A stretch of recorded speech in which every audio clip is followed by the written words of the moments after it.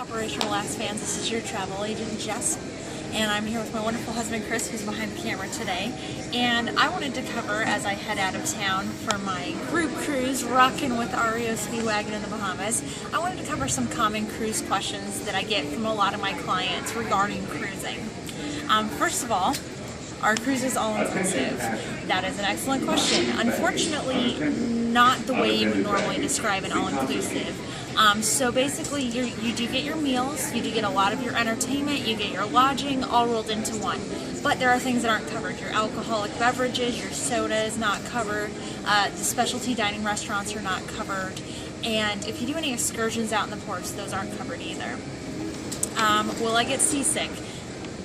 If you get motion sick easily, yes. Otherwise, though, the ships do have very good stabilizers. There still will be rough days, but a little bit of Dramamine or Symbonine will take care of that.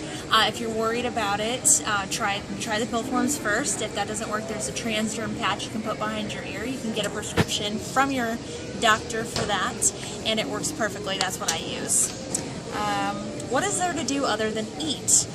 Tons of activities. A cruise ship is kind of like a floating city, so there's going to be shows, there's going to be trivia contests and karaoke and clubbing and gambling and all kinds of things to do. In fact, they send you a schedule every morning in your room that'll show you everything that's going to happen for the day, so you can plan out a whole day of everything, or you can choose to do nothing and just lounge by the pool. Will I get fat?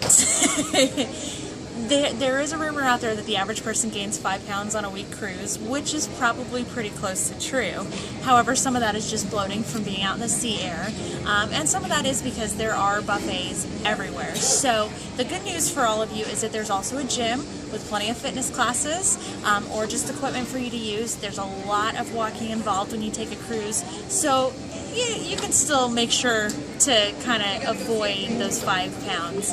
Another side note about the food, if you do have food allergies, like I have a gluten allergy, they are very good about taking care of you. You just have to make sure you meet with someone, maitre d' in the dining room, and let them know in advance, and they'll help you plan out your meals and kind of navigate the buffet.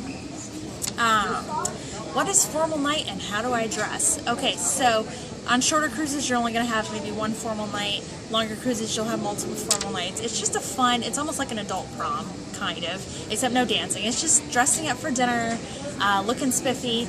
You do not have to rent a tux unless you want to, but they do let you rent one on the ship. You know, just a nice dress shirt and slacks for the guys, a nice dress for the gals, and you're set to go. Do I need a passport? No, you do not need a passport. However, I always recommend it because if you're going to get off the ship and heaven forbid something happens, you're going to want that passport.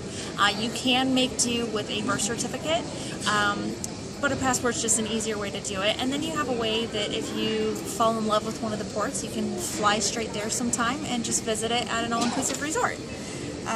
Finally, tipping. So most cruise lines actually roll the tipping in, and they can charge you either pre-cruise or post-cruise depending on what you decide, and the average is about $3 to $5 a day per person, so it's not terrible. However, I always recommend if there's someone that's going above and beyond for you.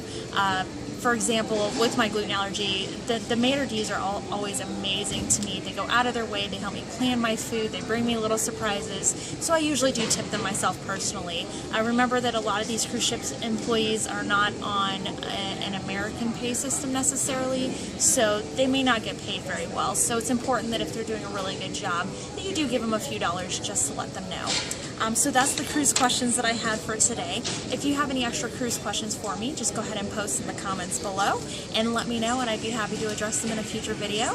I hope you all have a great time. I'm looking forward to rocking and rolling with REO Speedwagon and my group in the Bahamas, and I will catch you later.